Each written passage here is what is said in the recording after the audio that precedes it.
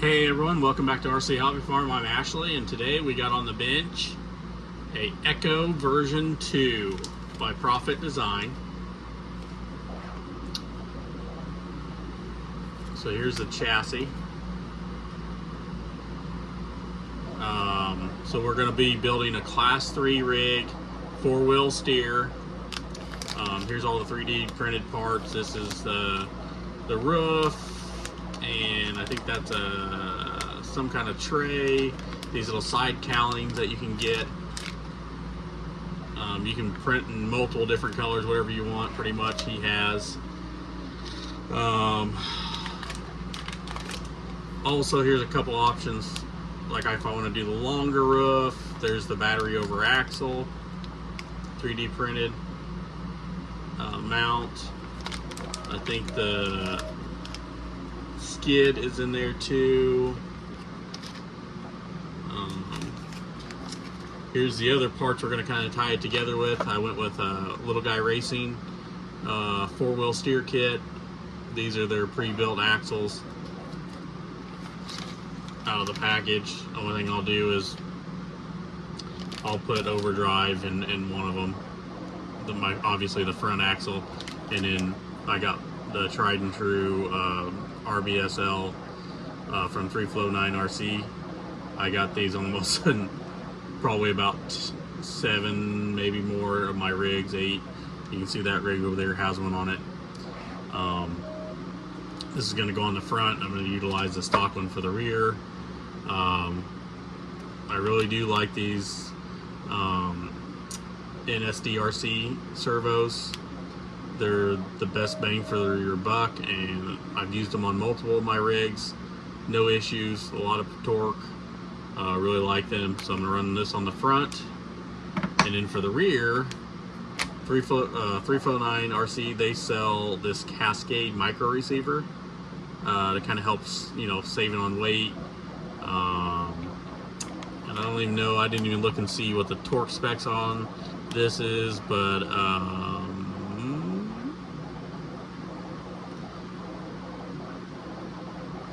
it's not much. 41 ounce inch at 8.4 volts, but you don't need a lot for your rear steer, really. I mean, I've seen a lot of people run these and have good, you know, they work really well. If I have any issues with it, I can always upgrade it. But it also comes with this mount for that Casade 4-wheel steer servo mount. It has the little riser mount built into it for your rear links, which is nice. Also going with the hind skid phatty from 3Flow. These are really nice to put on these on the one on the rear, so whenever you come up to an obstacle, it would hit this square edge. Well, you pop this on there, and now it's hitting like a more smooth edge. I'm not for sure what degree it is. He has it on his website. I can show you on this truck here what it looks like on a Little Guy Racing axle. It helps with approaching and kind of getting that rear end over some sharp angles, or rocks, I guess I would say. So going with that, I might just have these on there for now. I had them laying around. I'm probably going to end up going with my tried and true Injora 39mm oil shocks, because I don't really like these oil reservoirs, but like I said, I just had these laying around. I want to get it into a roller, so I'm just going to utilize them for right now. Another thing from Profit Designs is this carrier bearing. So I am going to run a carrier bearing on my version 2. So that'll be nice. Like I said, the first time I put one on before, so it's going to be trial and error. And then also, here's the custom links I got. So if you're actually needing some custom links built, reach out to Enlightened RC, and he'll build these, and I think they're around like $55, way cheaper than anyone else. He's already got them labeled for me, put together. I told him what I wanted, showed him a couple of pictures, and he built them, and it looks like they're going to be just perfect. These are going to allow for these rear links to kind of tuck in with the shape of the Echo, so it'll really tuck that, which has a carrier bearing or carrier bearing system on it, so it's gonna, you know, you're not gonna have a hang up on your drive shaft anymore. And this also is gonna allow me to kind of have my truck 3/4 of the way up on an obstacle before it even hits anything, so it'll easily just pull itself over and overcome it, which are nice on like either double bins or like these kind of custom bin links. I think that's about all. Oh, acres. So I've never ran these wheels before. I've always ran like MOFO 1.8s. I think these are 1.8, or Outlaw wheels by Hard Park. Ran those, like you can see I got here. Got these with the Klingons on them. These are the Hard Park wheels. And then I got these right here, which is MOFO RC. I also got Klingons on there. For this one, I'm gonna try out these, what are they, Swamp Claws. They're 74mm tires. They're pretty sticky. I'm gonna cut them to fit these 1.8 wheels and see how it turns out. I also got from Flub RC some inserts, so we're gonna try those in there. These are for the hard parts, but we'll see how they fit on these. If there's any issues, then I'll just do the original factory foams, so not a big deal. Also on these builds that I'm doing, comment down below if you guys would like me to do like a speeded up version of me putting it together, or if you just like, because I know I most of the time just scroll to the end unless there's something I'm wanting to see, like how did they put this together, how to put that together. If there is certain things you want to see, a lot of times I have video footage and I just don't post me putting the RC car. A lot of times I'm videoing, but I just edit to the end and I just show some bits and pieces in between. But if you're someone that wants to see it from start to finish, let me know. I'll do a build from start to finish. I may even do some live builds too, because I got a bunch of stuff I need to put together. I got like 4 other RC cars and boxes that need to be put together. But anyways, I'm gonna get digging into this, get it put together, and we'll go from there. Thanks, guys. Today we got the Echo version 2 on the bench. We finally got it all together. We'll go over some of the parts on it. Like I said, this is an Echo version 2. This is made and designed by Profit Design. Carbon fiber chassis here with 3D printed accessories like the roof, these little side cowlings, the braces. These are additional from the chassis. These are shock brace extensions. You'll see that they're in silver. I spoke with Kyle over there. I was kind of wanting him on before I went to the competition that I was going to be in. The comp ended up getting rained out, so I didn't get to really run it. I did a little bit of running but didn't video it because it was raining on and off. But anyways, like I said, this is Profit Design chassis. It's called the Echo version 2. If I remember correctly, this has a 16-degree skid on it. The links are from Enlightened RC. I actually wanted these a little bit longer, so I may change the rear links out, probably make a set myself. I'll leave the front links alone because I like how it's set up right now.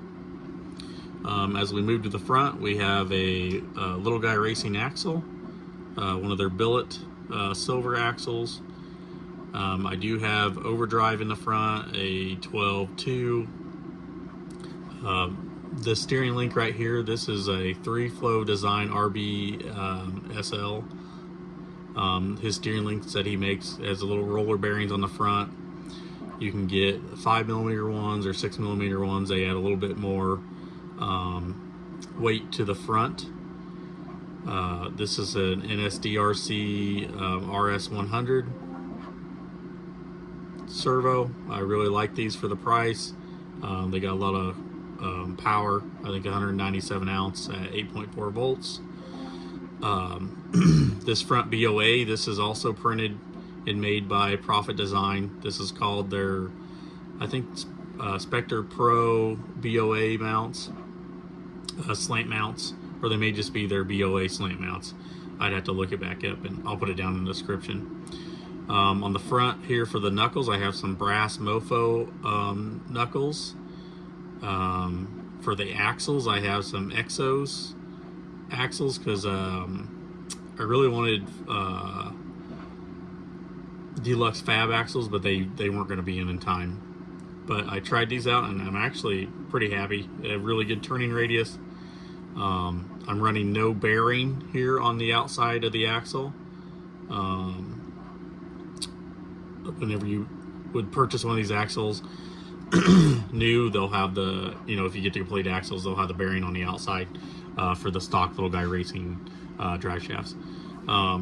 On the inside here, I had to do some hex extensions to give me a little bit more spacing, so you can see that way I don't turn right into my servo.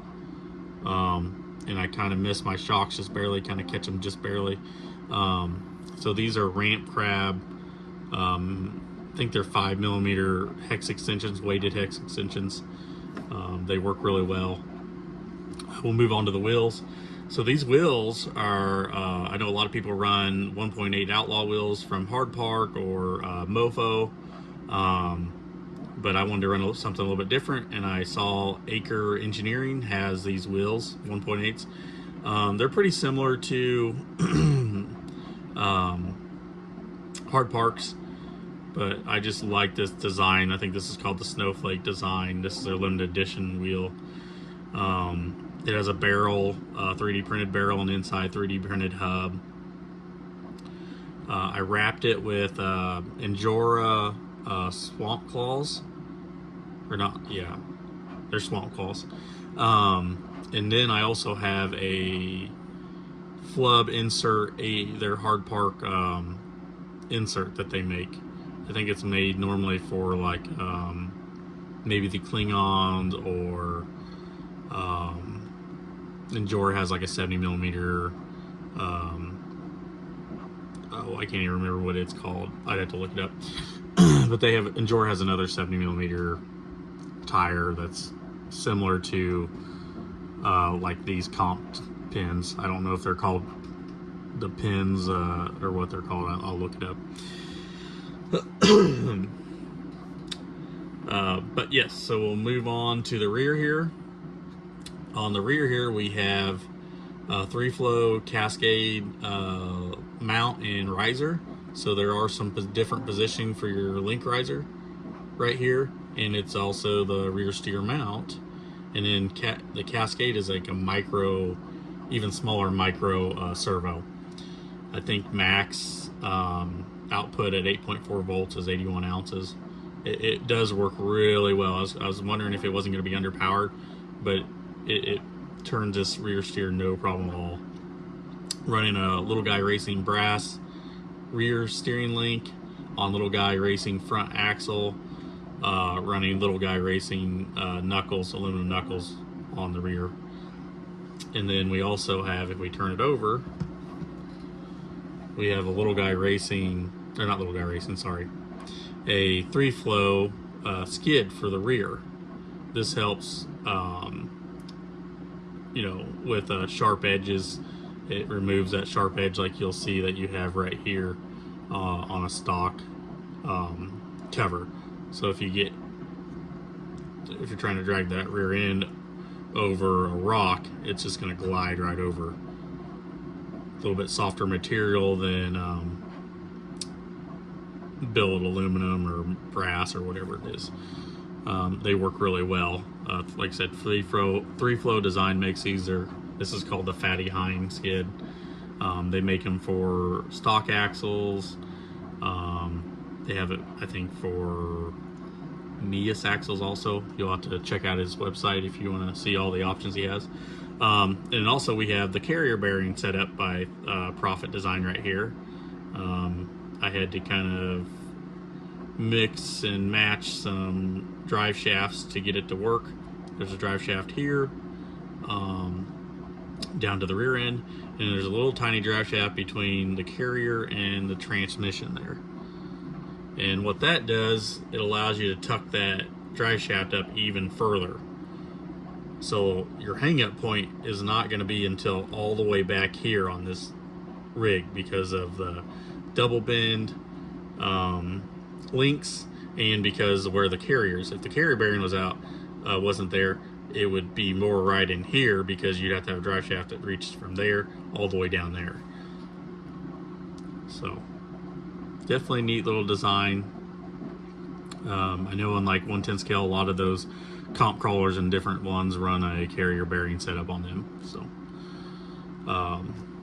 shocks, these ones are not too bad, just what I had, kind of could get in. These are 45 millimeter RC four-wheel drive shocks, oil shocks, front and rear. I'll probably go back to maybe a 39 millimeter shock in the front, and then a 45 or 50. So I might do Injora oil filled 39 millimeters for the front because I really like them. And then for the back, I'm going to see what I have as an option. I really like Proline shocks, but they're a little bit more, you know, girth on them. So then I'll definitely be getting right into them because I'm already kind of getting into these RC four-wheel drive shocks just a tad. But I might just run them without a spring too. That's an option. We'll get into electronics. So in the front, we have here for the motor, we have a MOFO RC Nanobam version 2 motor. It is plugged into currently a DinkyRC ESC. I really like Dinky. This is an older style one. This is actually an AM32. But if you do have those AM32s, you can reach out to Dinky. He can help you upgrade them to a Cape 32 processor, or not processor, but firmware. And then allows you a little bit more programming on the motor wise. I have that motor mounted because I tried a couple different mounts, like the MOFO mount, and I tried a little guy racing mount, and they put them a little bit down further in the chassis, but then you start hitting this link right here on the front, upper link. I tried shaving that link a little bit to see if that helped. It didn't, but I had one of these Acres low pro mounts, and it worked great. I set it in there, mounted it to a FuryTech transmission, and it sets it more center in the chassis. For the receiver, I'm currently running a FuryTech Avatar receiver, just because one, I do like where the rear steer is button is located for the rear steer on these. Makes it super easy to kind of control it. You can run the rear steer with your thumb, and your other finger can run the trigger, and then you can steer the front all on the go. And they're tiny. I mean, it's a little bitty receiver. It's about the smallest one I've found. It's a 4-channel receiver. But like I said, that's kind of the gist of the Echo version 2. I'm gonna, when I get a nice day out, I'm gonna get it out on the rocks. I did run it a little bit. Super impressed with it. Like I said, I still have a little bit more tuning to do on this. I'd like to put a little bit longer links on the rear. But so far, very happy with the capabilities of this rig. You know, compared to, I have the version 1 here, and even my Dementor I had before, which my Dementor has moved on to bigger and better places. But, you know, give me a second, I'll get a battery thrown in, and we'll just do a little demonstration on the workbench. Okay, we got it powered up. Look at that power. 8.4 volts.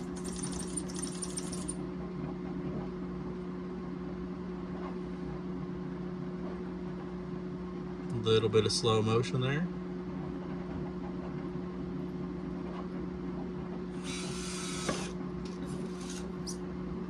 Here's the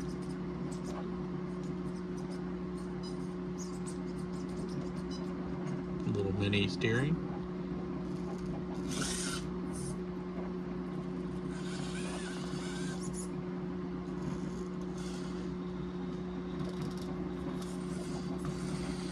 Got in the front shock a little bit.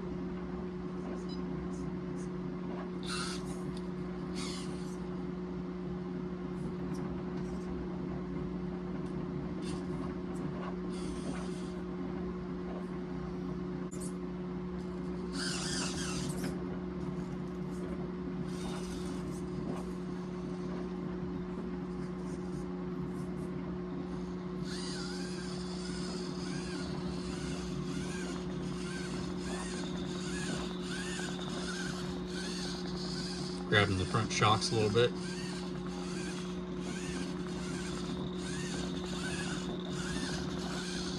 And I do have the endpoints turned down about 5% front and rear.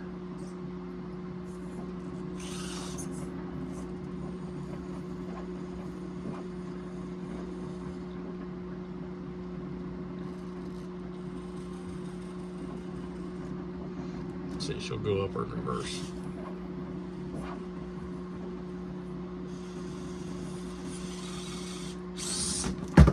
Woo! She'll go over. But like I said, that's just kind of showing you the electronics, everything's working condition. We'll get it out on some rocks on the next video, and that's where it really shines.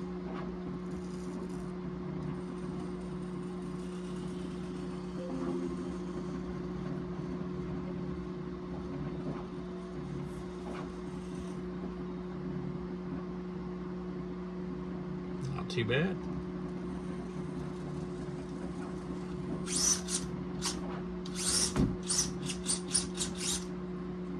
All right. If you guys have any questions, make sure to comment down below.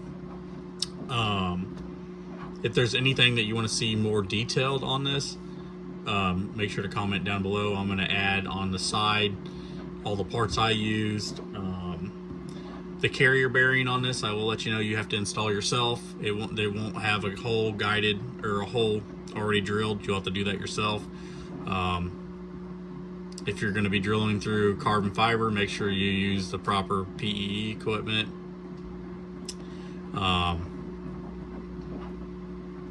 Safety glasses, mask. I put tape over the inside and outside, so when I drilled through, I didn't push through like the carbon fiber fibers. It made a nice clean hole that way.